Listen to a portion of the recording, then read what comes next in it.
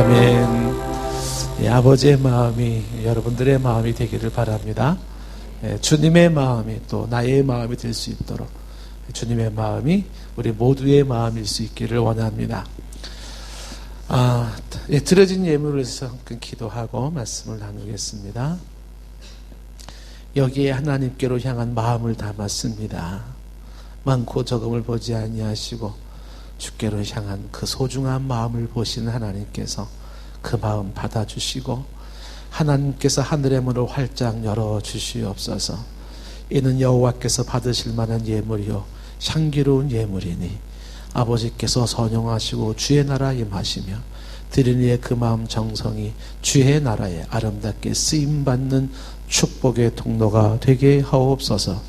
앉고 일어섬을 하시고 내 모든 형편 잘하시는 하나님께서 구체적으로 필요를 채우시고 무거운 짐을 내려주시고 돌보아 주시고 인도해 주실 줄로 믿습니다.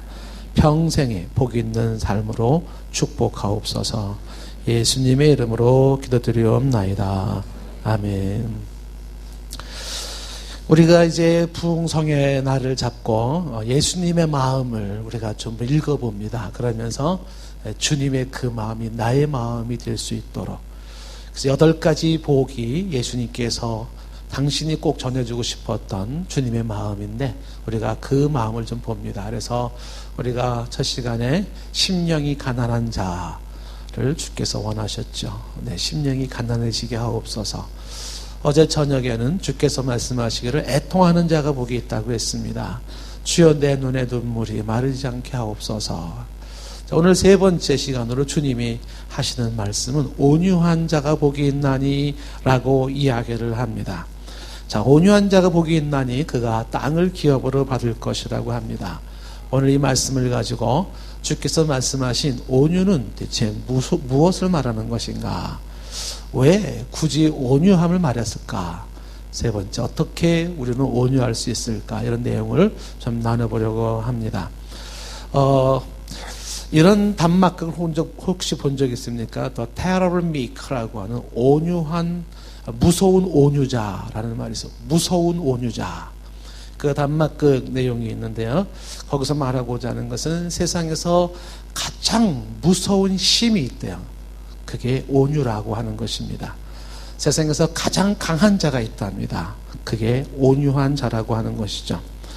이 단막극에서 보여주는 것은 2개의 상반된 힘을 대조시키고 있는데 로마 황제가 가지고 있는 막강한 권력 그리고 그 힘 앞에 비폭력, 무저항으로 같이 맞서는 예수님의 십자가. 힘을 쓰고 있는 로마의 황제 그 파워가 강할까? 아니면 비폭력으로 그 황제랑 맞섰던 예수님의 십자가 그 온유함이 강할까 하는 것입니다. 결국은 예수님 당시에는 로마의 그 황제의 파워가 더 강한 것처럼 보여져요. 예수님을 십자가에 못 박았으니까요. 그런데 지금까지 전 세계는 로마에 무릎을 꿇고 있는 것이 아니라 주 예수 십자가 앞에 무릎을 꿇고 있다는 사실입니다. 그래서 결국 그런 힘의 논리라고 하는 로마의 힘이 강한 게 아니라 십자가로 나아갔던 그리스도의 그 온유한 힘이 훨씬 강했다라고 하는 것입니다. 그래서 그 전체 내용을 보고 있는 당시에 로마 장교 백부장이 그가 자기 자신을 무릎 꿇게 한 것도 로마의 힘이 아니라 바로 주님의 비폭력 십자가였다라는 것을 선포합니다. 그리스도의 온유한 십자가의 행진은 세상의 모든 황제들과 군왕들의 막강한 권력을 산산조각 내고 있는 그 무서운 온유를 군인인 백부장을 통하여서 그렇게 이야기하고 있는 내용입니다. 예수님께서 복을 말씀하실 때 돈이 복이다 이런 얘기도 하지 않고 지식이 복이다 그런 얘기도 하지 않고요. 권세, 권력이 복이다 이런 얘기도 하지 않습니다. 주께서 우리 인간을 가장 깊게 보고 정확하게 보시고 멀리 보시는 주께서 하시는 말씀이 3번째 복으로 얘기하는 것이 온유한 자가 복이 있다라고 이야기를 합니다. 주님께서 하시는 말씀을 귀를 기울이시면서 한 번 더 저와 여러분들이 온유함에 대해서 깊게 생각하는 시간이 되었으면 좋겠습니다. 일반적으로 온유란 무엇인가라고 할 때 보통 온유함은 나약하거나 비실을 대거나 심이 없거나 비굴하거나 이런 식의 생각을 하기가 쉽습니다. 그런데 진정한 온유는 그게 아닙니다. 온유라는 말의 뜻을 원어 성경으로 보면 그게 길들인 야생마라는 의미를 가지고 있습니다. 길들인 야생마, 다시 말하면 야생마의 기질이 있어서 누구보다도 강합니다. 누구보다도 힘이 있고 누구보다 멀리 뛸 수가 있습니다. 그런데 그 힘을 가진 야생마가 길이 들여져 있어요. 이걸 바꿔 얘기하면 바로 절제된 힘, 바로 이게 온유함이라는 거예요. 나약하고 무력한 자의 모습이 아니에요. 누구보다도 강하고 누구보다도 힘이 있고 누구보다도 멀리 뛸 수 있고 누구보다도 능력이 좋습니다. 그런데 그 힘이 절제되어 있어요. 바로 이것이 온유함이다라고 하는 것입니다. 그러니 그 온유함을 가진 자는 말 그대로 외관상 접할 때는 부드러움이 연속이죠. 그렇지만 그가 실력을 발휘해야 할 때, 막상 힘을 써야 할 때 그 누구도 따라올 수 없는 그런 아주 강한 힘을 발휘하면서 아주 멋지게 질주해 나가는 그런 돌파력이 있는 것입니다. 그래서 이 온유함이라고 하는 바로 이와 같은 절제된 힘으로 길들인 야생마의 의미를 가지고 있다라는 것을 말씀을 드리면서 예수님께서 온유한 자를 일컬으면서 오늘 말씀이 이렇게 말씀하고 있죠. 온유한 자는 복이 있나니 그 다음에 저가 땅을 기업으로 받을 것이요 라고 이야기를 하고 있습니다.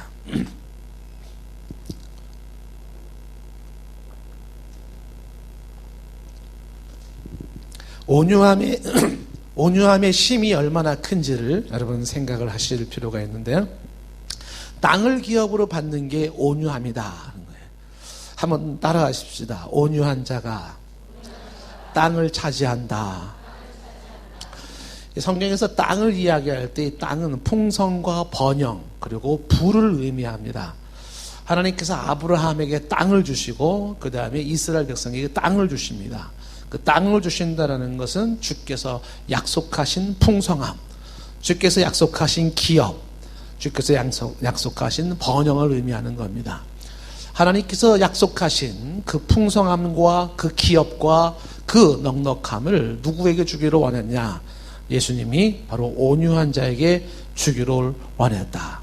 온유한 자가 땅을 찾는다. 우리가 조금 더 적나라하게 표현하면 온유한 자가 부자 된다 이런 뜻이에요. 장사하시는 분들한테 이런 얘기가 있습니다. 장사하는 사람이 싸움만 안 해도 성공한다. 싸움만 안 해도 성공한다. 싸움이 벌어진다. 이러면 이제 실패로 돌아가는 것이죠. 원점으로 돌아가는 것입니다. 우리 인생이 공든탑이 무너질 수 있습니다. 언제 무너지냐면 온유함을 잃어버릴 때입니다. 10년, 20년, 30년, 40년, 50년 쌓은 탑도 한순간에 온유함을 잃어버리면 다 무너져 버려요. 쌓기는 힘들어도 무너지는 건 너무 쉽습니다. 그동안 잘 해왔던 모든 것 한순간에 와르르 무너질 수가 있어요.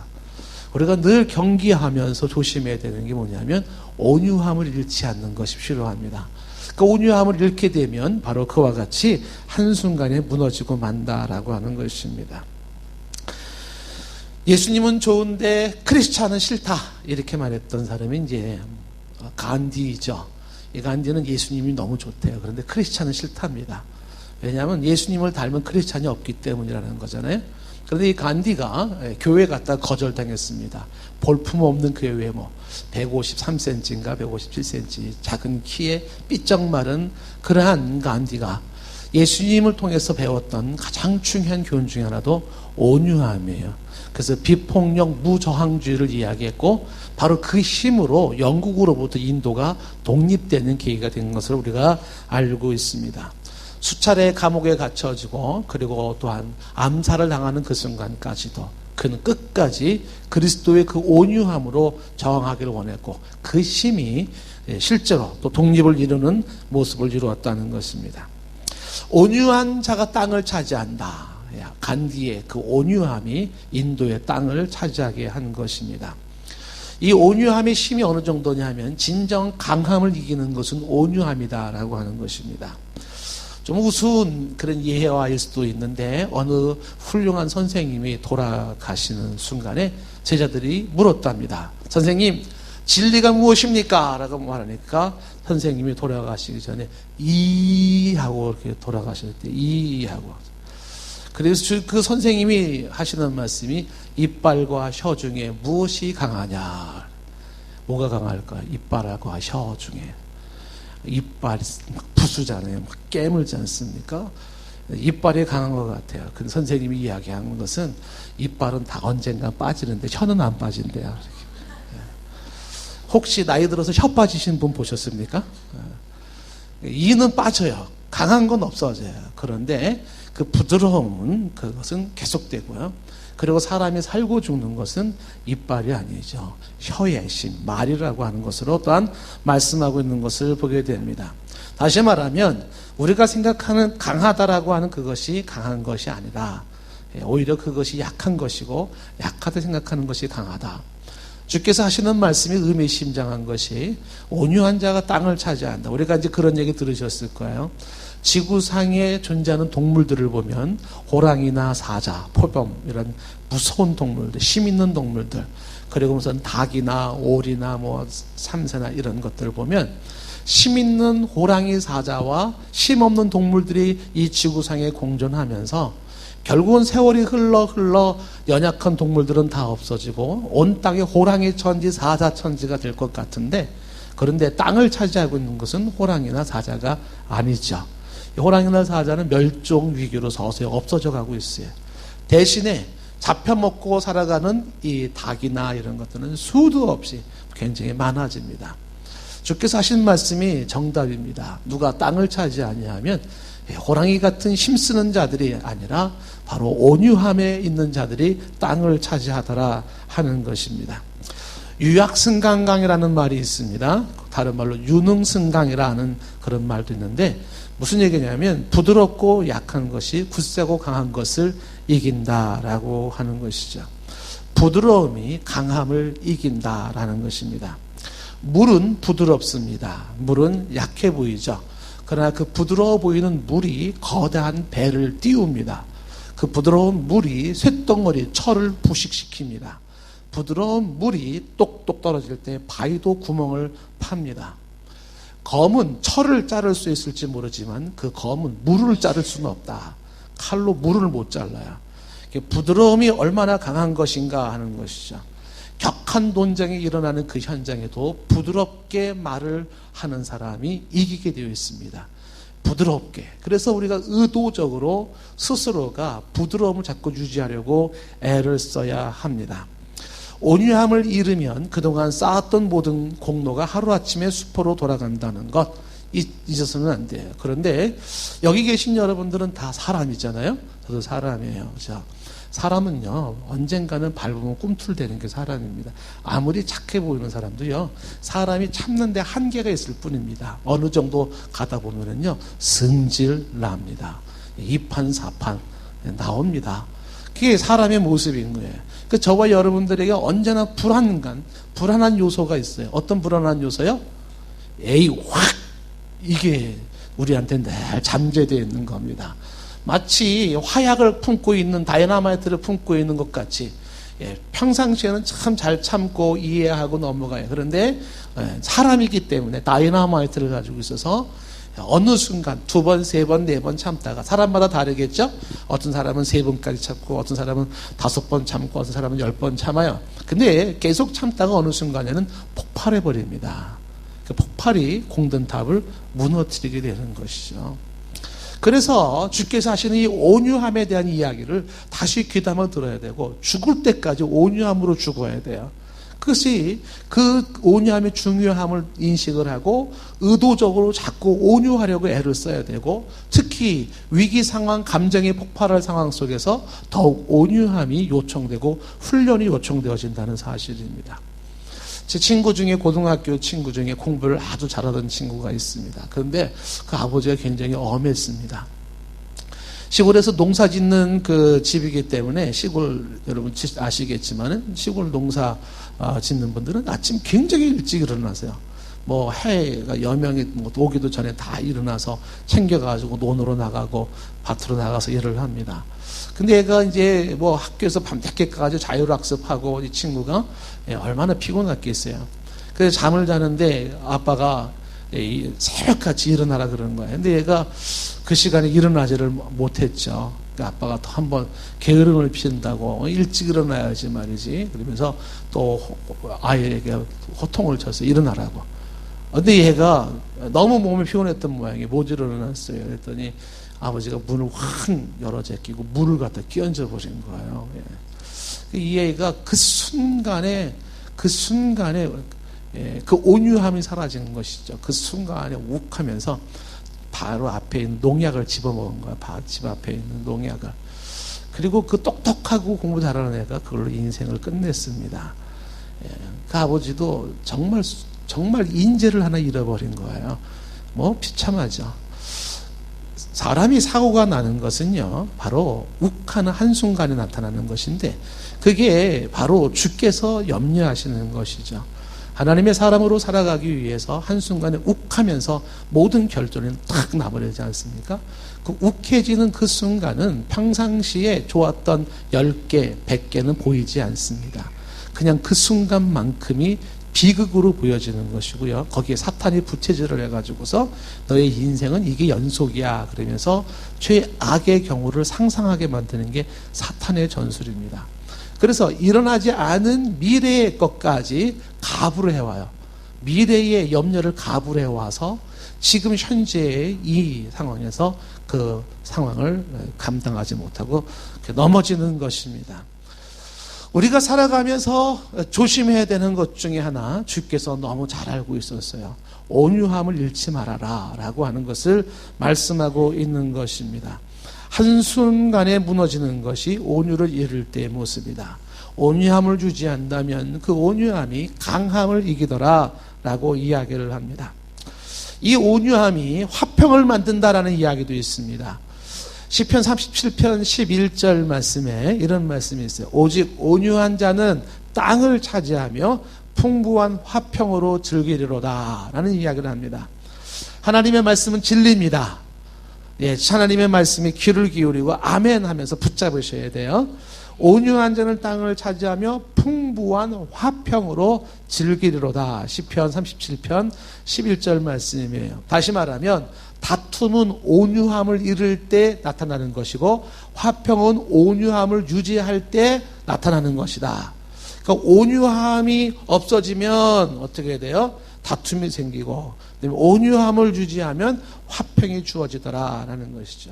그 온유함과 같이 가는 동의어가 겸손과 인내거든요.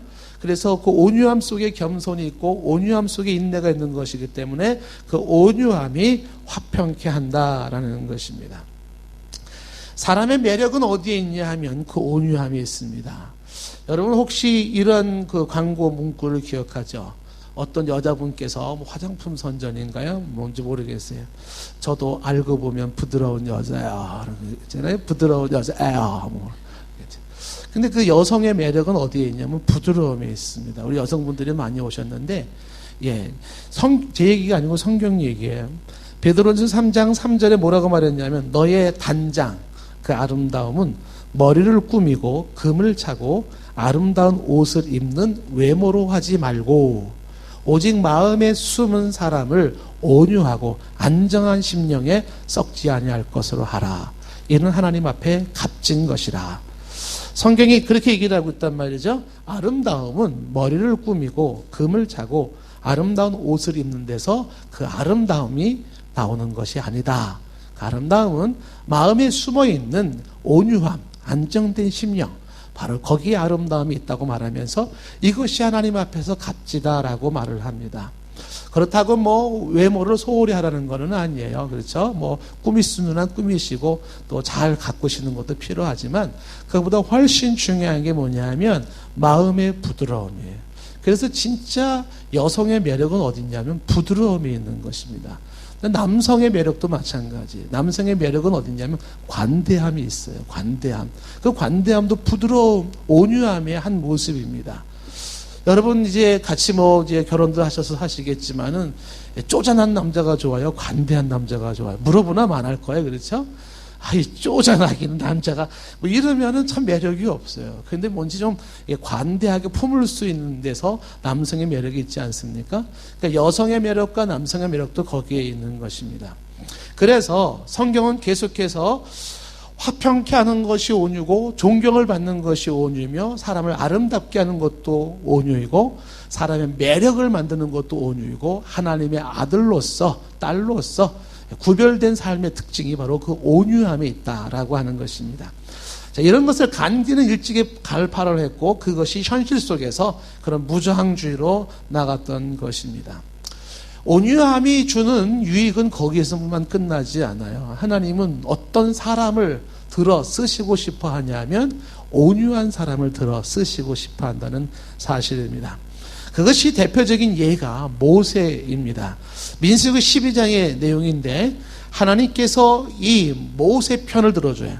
모세가 구스 여자를 취했을 때에 바로 그것을 가지고 미리암과 아론이 시비를 걸기 시작합니다. 근데 하나님께서 이 모세 편을 들어줍니다. 그리고서 이제 그 미리암과 아론을 혼내키는 거죠. 하나님이 세운 종을 향해 대적하는 것을 하나님께서 엄히 벌하시는 것이죠. 그러면서 하나님이 이 모세를 이렇게 얘기를 합니다. 이 사람 모세의 온유함이 지면의 모든 사람보다 승하니라. 지면의 어떤 사람보다 승해. 뭐가요? 모세의 온유함이. 그럼 모세도 사실 한 성깔 하는 사람이긴 하거든요. 승질이 있습니다. 막 반석을 막 내려치고 말이죠. 막 한 성깔 하지만 그러나 기본적으로 그 모세를 하나님이 기뻐했던 것이 온유함을 잃지 않은 사람이었다라고 하는 것입니다. 그래서 하나님은 지금 온유한 자를 들어 쓰시는 모습이다. 날 사랑하시는 하나님, 여러분들을 사랑하시는 하나님, 아멘이신가요? 그렇다면 여러분을 사랑하는 것만큼 하나님은 여러분들을 온유한 자가 되게 하실 겁니다. 어떻게요? 고난과 환난과 핍박으로 깨트려야 돼요. 사람이 웬만해서는 다듬어지지가 않습니다. 웬만해서는요 깨닫지 못합니다. 그런데 하나님이 사랑하는 딸이기에 내가 너를 너무너무 사랑하기에 나는 너를 온유한 사람으로 만들고 싶구나. 어떻게? 환난과 핍박과 고난으로. 만약에 여러분들이 조금 지혜가 있는 분이라면 하나님은 이렇게 말하면 좋을 것 같아요. 하나님, 저는요 하나님이 저를 온유한 사람이라는 것을, 온유한 사람 되기를 원하시는 것을 아니까 알아서 온유해질 테니까 환난과 핍박은 없어도 돼요. 이렇게 알아서 기는 거죠, 차라리. 그런데 인간이 얼마나 우둔하고 바보 같은지 그냥 알아서 온유함을 추구하고 온유함을 가지고 나가지를 못해요. 그냥 삶 속에서 부딪히고 그리고 투쟁하고 그 앞에서 고통하고 그러면서 다듬어지고 그러면서 온유해져요. 너무 단순한 얘기 같지만 여러분들 한번 잘 생각해 보세요. 하나님이 여러분들을 쓰고 싶어 하세요. 모세처럼 귀한 종으로 쓰고 싶어 하세요. 아름다운 사람을 만들고 싶어 하세요. 왜냐하면 사랑하니까. 그래서 온유한 자가 되기를 원하는데 여러분들 하나님 앞에서 지금 이 시간 말씀을 듣고 주여 제가 알아서 온유함을 추구하며 온유함을 훈련하며 온유함을 의지적으로 실행하며 온유함을 향해 나가겠습니다. 이러고 나가면 하나님께서 때리려고 그러다가도 그래 이거 필요 없다. 그래 되는 거죠. 그런데 이렇게 말씀이 주어졌는데도 깨닫지 못해서 그러면 하나님께서 어떻게 해요? 그냥 지지고 볶고 싸우고 막 너무너무 힘들게 해요. 그래서 그 고통 속에 깨지고 부서진 상태로 쓸 수가 있다고 하는 것입니다.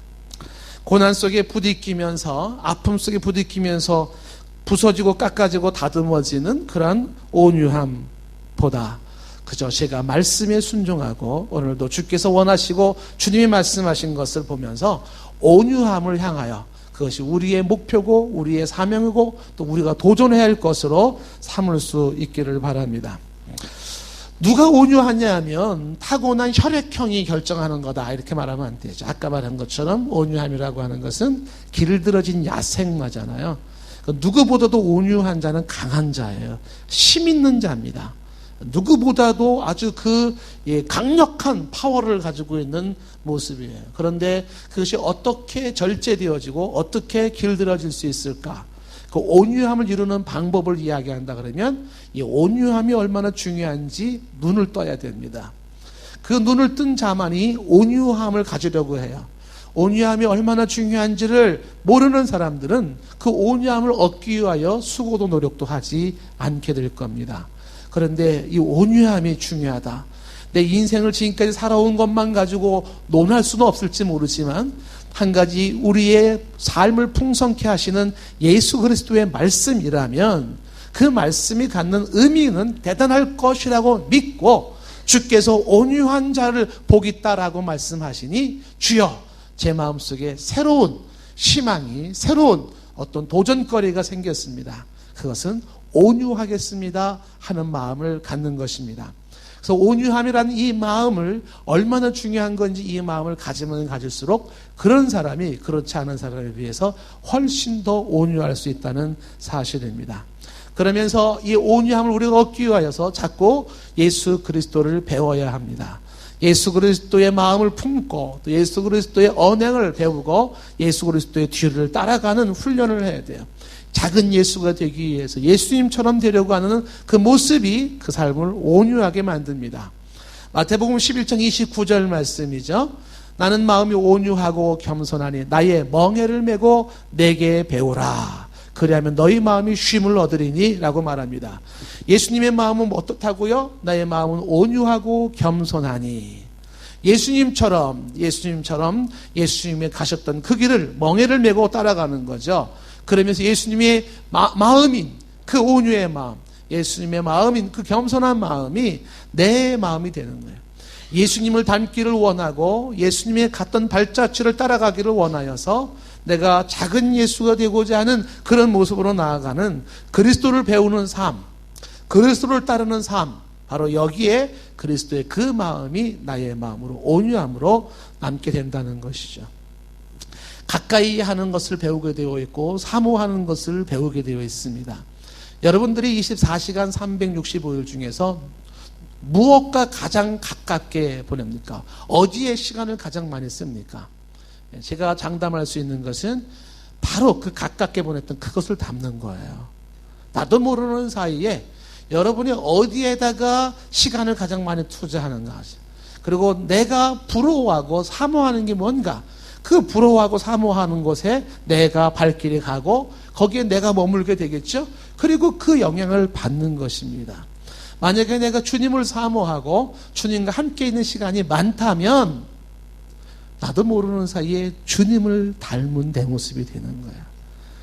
여러분, 이 저녁에 오늘 집회 시간에 할 일이 많지만 이렇게 나오셨지 않습니까? 바로 이와 같은 모습이에요. 선택을 잘하신 거죠. 이 시간에 다른 데서 썼다 그러면 그리스도를 접할 수 있는 시간이 그만큼 없는 거죠. 그리스도를 닮을 수 있는 시간이 그만큼 없는 거예요. 그런데 여러분들은 다른 것보다도 이 시간에 나와서 그리스도의 말씀을 듣고 그리스도를 묵상하지 않습니까? 이런 시간이 많아진다는 것은 뭘 보장하는 거냐면 여러분의 모습에 그리스도의 모습이, 그 형상이 이루어지는 게 쉽다는 거예요. 그러니까 일상생활 속에서도 주님과 가까이 하고 주님을 사모하시면 그 주님을 닮게 돼요. 주님처럼 주님의 마음으로 그런 생각과 그런 마음가짐으로 주님의 가신 길을 가기를 원합니다. 이런 모습으로 살아간다면 여러분의 모습이 그리스도의 형상이요, 그리스도의 그 마음이 내 마음이 되어지고 그 마음이 내 마음이 되는 것이 그의 온유함이 나의 온유함이 되는 것이죠. 이것이 죽을 때까지 완성되지는 않아요. 그러나 정도의 차이는 확연하게 나타납니다. 어느 정도, 정말 저 밑바닥부터 그리고 성숙한 여기까지의 세계는 굉장히 폭이 넓습니다. 비록 미완성으로 끝날 모습이지만 그러나 할 수 있는 한 주를 닮아가는 그 모습 속에 마침내 저와 여러분들은 그만큼의 성숙한 모습만큼의 삶을 누리게 되는 겁니다. 여러분들에게 조금 어려울 수 있을지 모르지만은요, 안소니 후쿠마라고 하는 신학자가 하나님께서 주께서 재림하실 그때 우리 모두가 하나님의 형상으로 변화되지 않습니까? 근데 변화되는 그 순간이 이 후쿠마의 이야기는 평상시에 일상생활에 우리가 거룩을 추구하고 성화를 추구해왔던 것, 그거를 근거로 성화를 시켜나간대요. 연장선상에서. 그러니까 만약에 평상시에 이렇게 경건의 훈련이나 거룩을 추구하지 않았던 사람이라면은 주님이 재림하셔서도 성화되려면 한참 걸릴 것 같아요. 더 이렇게.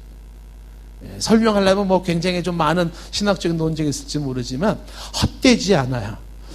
비록 살아생전 우리 완성품은 아니라 할지라도 헛되지 않는 나의 그 성화 거룩해져는 과정, 주님을 닮아가는 과정, 주님을 따라가는 과정은 금생과 내세에 복이 있는 것입니다. 주님을 가까이 하시고 주님을 말씀을 들으려고 하시고 주님을 묵상하시고 주님과 함께하는 시간이 많으면 많을수록 그의 마음을 나의 마음으로 갖게 되고 그 마음이 가지는 온유함이 나의 온유함이 되고 내 안에 그리스도의 형상이 이루어진다는 사실입니다. 뿐만 아니라 이 그리스도를 배우면서 온유해지기도 하지만 그 온유함은 훈련으로 되어지는 것이기 때문에 자꾸 훈련을 해야 됩니다. 온유함을 훈련해야 돼요.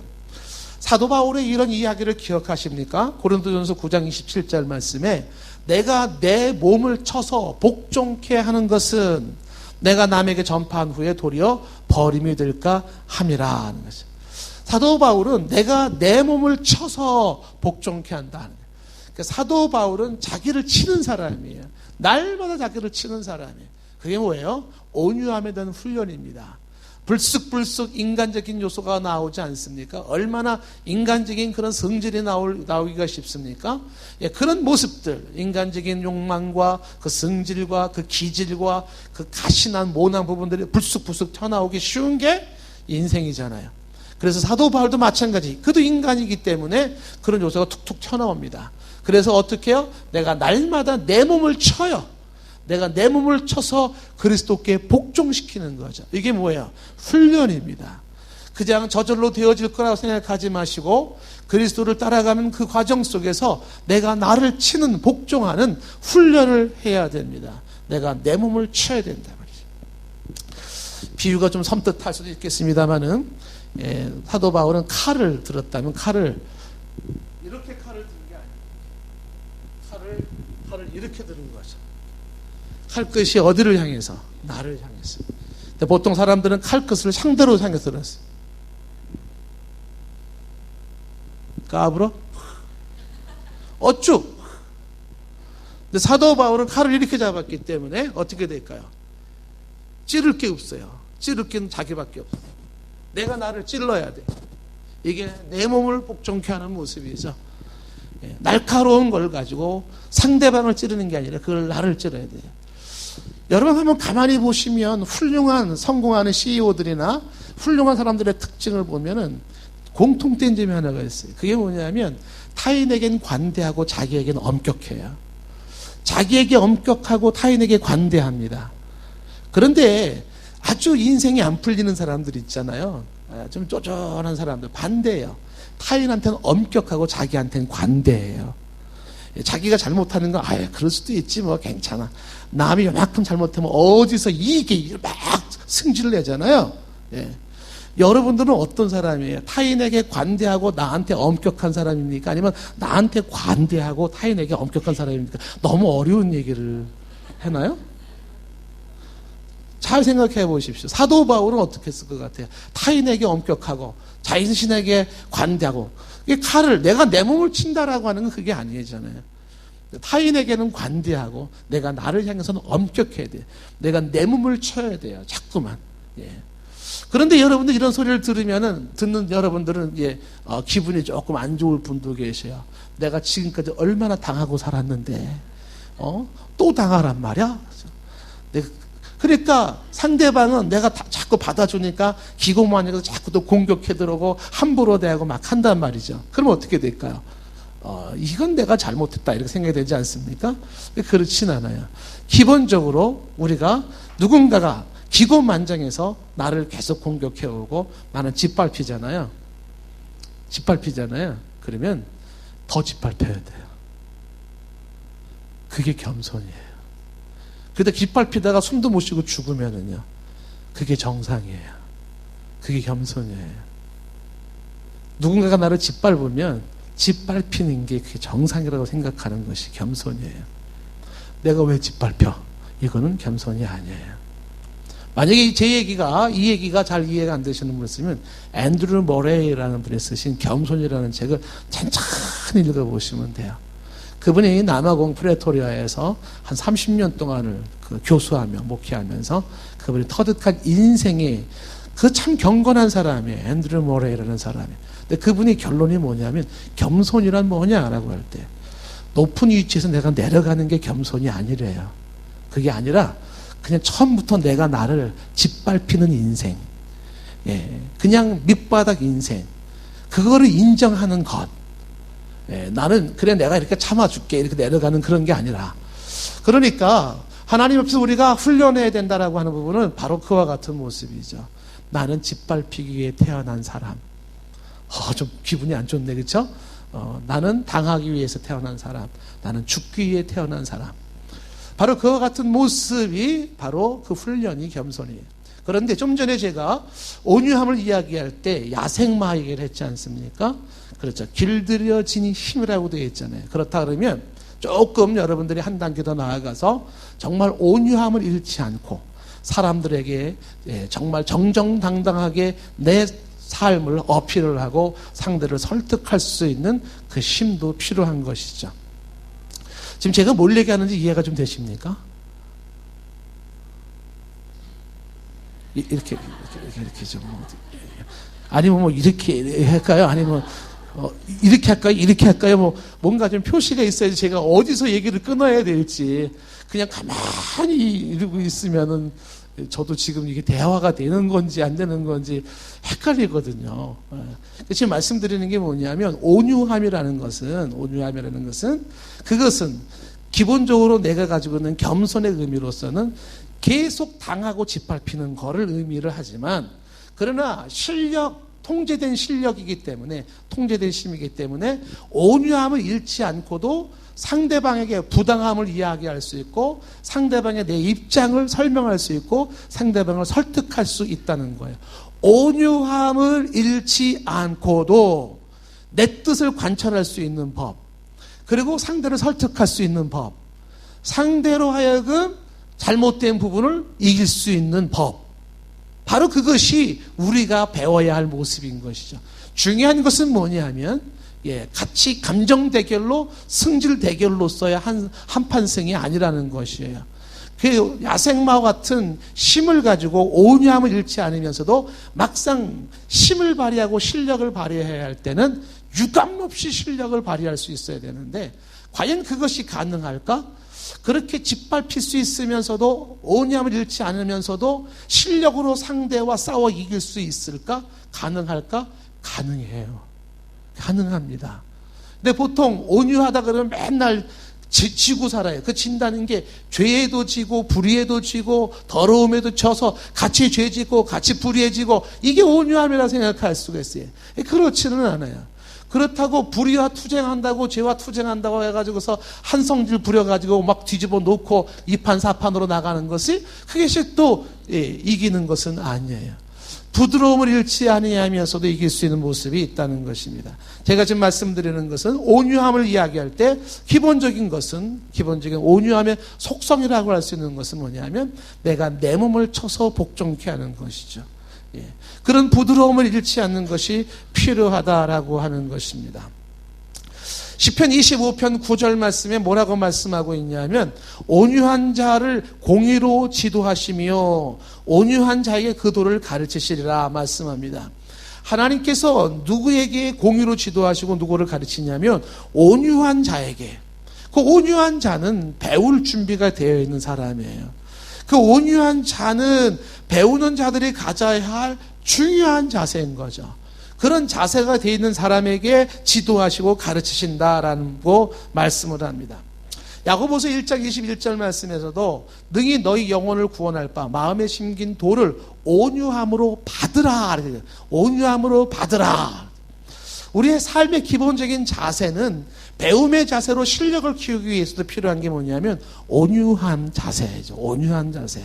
그 온유한 자세가 겸손한 자세, 부드러운 자세인데 이러한 자세가 배움이 배움답게 한다라는 것이죠. 마음이 온유하지 못한 사람들은요, 누군가가 가르칠 때 그것을 잘 듣지 않습니다. 반발을 합니다. 그런데 마음이 온유한 사람, 겸손한 사람은 네, 그렇죠. 스승도 학생한테 배웁니다. 스승도 학생 앞에서 온유함과 겸손함을 가진 사람은 그 학생을 통해서도 배울 게 있다고 생각하는 것이죠. 그런데 온유함이 없는 사람은 겸손이 없는 사람이기 때문에 예수님이 와서 말씀하셔도요, 안 배우고 안 듣습니다.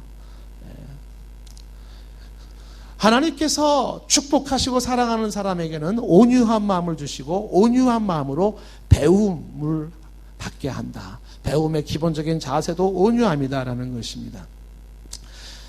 뿐만 아니라 시편 76편 9절에 보니까 하나님이 땅의 모든 온유한 자를 구원하시려고 이런 말씀이 나옵니다. 하나님이 온유한 자를 구원하시려고, 하나님은 온유한 자를 구원하신다. 사랑이란 무엇인가? 고린도전서 13장 4절에서도 얘기하는 게 뭐냐면 사랑은 오래 참고 사랑은 온유하며 라고 되어 있어요. 사랑한다는 것은 온유함을 유지하는 것이죠. 만약에 여러분들이 사랑의 실패자가 되지 않기를 원한다 그러면 온유함을 잃지 말아야 돼요. 온유함을 잃었다면 사랑의 실패자가 되는 거죠. 죽을 때 다른 건 몰라도 사랑의 실패자로 죽으면 안 돼요. 다른 건 다 실패해도 나는 널 사랑하는 것만큼은 실패하지 않았다라고 말하고 죽는 사람이 진정으로 멋있는 사람이고 이긴 사람이에요. 사랑하는 것에만큼은 실패를 하지 말아야 돼. 그런데 그 사랑이 뭐냐? 온유함이다. 그래서 온유함을 바로 사랑은 온유하며 그 온유함을 유지하는 것이 사랑이다라고 하는 것입니다. 이 사랑은 상대방에 따라서 달라지는 게 아니죠.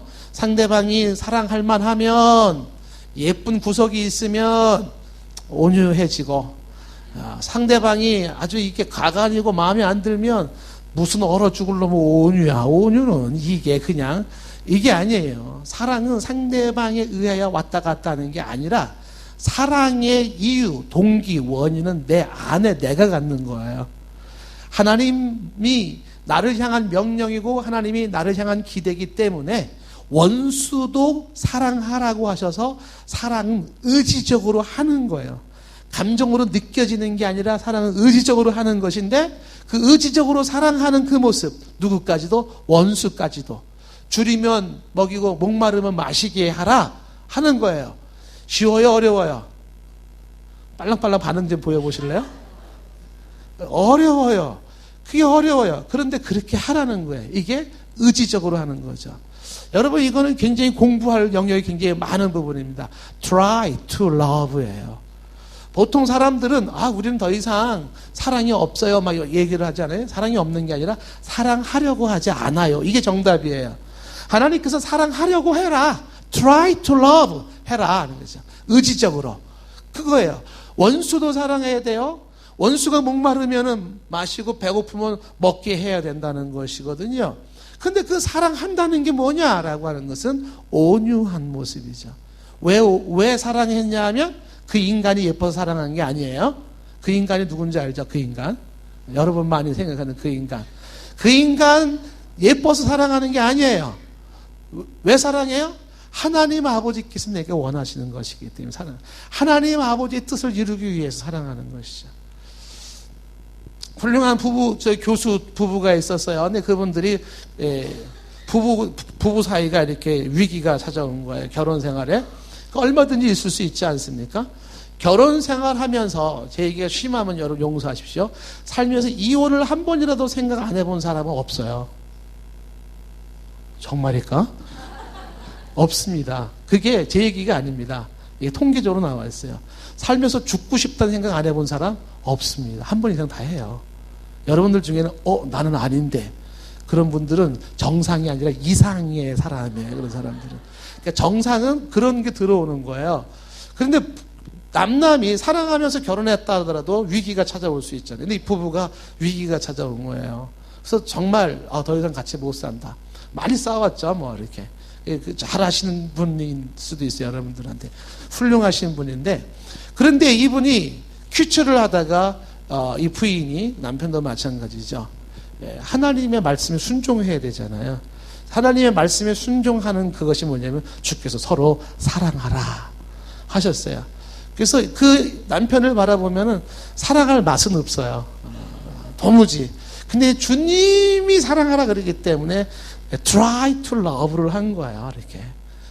근데 그 남편도 똑같이 천하에 사랑하고 싶지 않은 게 부인인 상태였었는데, 근데 말씀이 하나님이 사랑하라 그러니까 그 말씀에 try to love를 했죠. 어떻게 됐을 것 같아요? 그 두 부부가요. 뭐 뻔하죠. 너무너무 금슬 좋은 부부입니다. 좋은 부부가 되어졌어요. 여러분들 이제 그분이 이제 번역한 그 상한 감정의 치유라는 책을 쓴 그 저자를, 그 책을 번역하신 분이에요. 우리 집사람 너무 잘 알죠. 학교 선배고 그러니까는. 근데 그분이 그런 얘기를 하는 거죠. 그러니까 사랑, 의지적으로 사랑을 하라라고 하는 것인데, 그 사랑이 뭐냐라고 할 때, 상대방을 사랑한다는 게 뭐냐? 온유함을 주지하는 거죠. 그에게 온유하게 대해주는 거예요. 그게 사랑하는 거다. 갈라디아서 5장 22절에는 이런 말이 있잖아요. 성령이 열매를 맺게 하잖아요. 성령의 9가지를, 이 같은 법을 금지할 법이 없어요. 성령이 임한 자, 성령이 충만한 자에게 나타나는 9가지 열매가 있는데, 그 중에 하나가 뭐냐 하면 바로 온유와 절제입니다. 온유와 절제. 갈라디아서 5장 23절 말씀이잖아요. 그러니까 성령이 임하시면 온유함이 생겨지죠. 사랑은 온유하는 것이죠. 하나님은 온유한 자를 구원하기를 원하시죠. 배움의 자세가 된 자에게 가르쳐 주시기를 원하시는데, 그 배움의 자세가 된 자가 온유한 자인 것이죠. 뿐만 아니라 갈라디아서 6장 1절 말씀에는 이렇게 얘기를 하고 있어요. 성경이 계속 온유함을 강조하고 있는 거잖아요. 갈라디아서 6장 1절 말씀에 만일 너희들 중에 누군가가 범죄한 일이 드러나는 사람이 있다면 어떻게 할까요? 우리 중에 잘못된 사람이 있다면 어떻게 할까요? 갈라디아서 6장 1절에 온유한 심령으로 그러한 자를 바로 잡아주어라 라고 말씀하고 있는 거예요. 그러면서 내 자신도 돌아보아 너도 동일한 시험을 받을까 두려워하라 하는 이야기예요. 그러니까 잘못된 사람이 있을 때 온유한 심령으로 그러한 자를 바로 잡아줘라 라고 이야기하는 것입니다. 잘못된 사람이 있는데도 아예 괜찮아 그냥 넘어가, 이게 아니라 바로 잡아줘야 돼요. 근데 전제가 뭐냐면 온유한 심령으로 바로 잡아줘야 돼요. 저는 이 갈라디아서 6장 1절 말씀 참 기가 막힌 교육학적인 의미를 가지고 있다고 생각하는 게 뭐냐면, 아이들이 잘못하면 어떡합니까? 매를 때리지 않습니까? 선생님도 잘못하면 뭐 이렇게 벌을 주고 징계하고 때릴 수 있지 않겠습니까? 근데 중요한 게 뭐냐면 사랑이 담겨있는 매, 사랑에 담겨있는 매는 상대를 노엽게 하지 않아요. 아무리 세게 때려도 상대의 노여움을 사지 않아요. 효과가 있습니다. 그런데 사랑이 빠진, 즉 온유함이 빠져있는 매가 있죠. 그건 조그만 매도 상대는 분노하고 상대는 반발하게 되어 있습니다. 바로 잡아줘야 되는데 중요한 게 뭐냐면 사랑의 마음, 온유한 마음이 전제된다는 것이에요. 이게 갈라디아서 6장 1절 말씀입니다. 누군가를 바로 잡아줘야 한다면 잡아줘야 됩니다. 제가 어쩐 적에 얘기한 것처럼 크리스찬들 분노해야 돼요. 거룩한 분노가 있어야 돼요. 크리스찬들 싸워야 됩니다. 근데 거룩한 싸움을 싸워야 되는 것이에요. 그래서 그 분노를 표출하고 의분이라고 할 수 있는 거룩한 분노와 그 다음에 선한 싸움을 싸울 때 놓치지 말아야 되는 게 뭐겠어요? 온유함을 잃지 않는 거죠. 온유함을 가지고 그리고 정상적인 방법에 의해서 어떻게 하든지 바로 잡아줘야 되는 것이죠. 온유함이 얼마나 중요한가 하는 것이죠. 뭐 자녀를 키우면서도 마찬가지겠지만 사람과 인간관계에서도 그렇고 우리 일상생활에서 주께서는 이걸 너무나도 잘 알고 있었던 거예요. 그래서 누가 땅을 차지하는가? 정말 땅을 차지하는 주의 기업과 주의 복음 은혜 안에 그 풍성함에 거하기를 원하는 주께서 아주 심오하게 말씀하시는 것은 그 땅을 차지하는 자는 온유한 자다. 그래서 오늘도 저와 여러분들이 한 번 더 말씀에 들어와서 이 말씀의 주님의 음성을 들으면서 인생의 승부수가 온유함에 있었구나 하는 걸 다시 한번 생각해 보는 것입니다. 왜 이것이 이토록 중요하냐면 말세의 특징 중에 하나가 디모데후서 3장 1절 이하에 말세의 특징 중에 하나가 뭐냐면 이렇게 되어 있어요.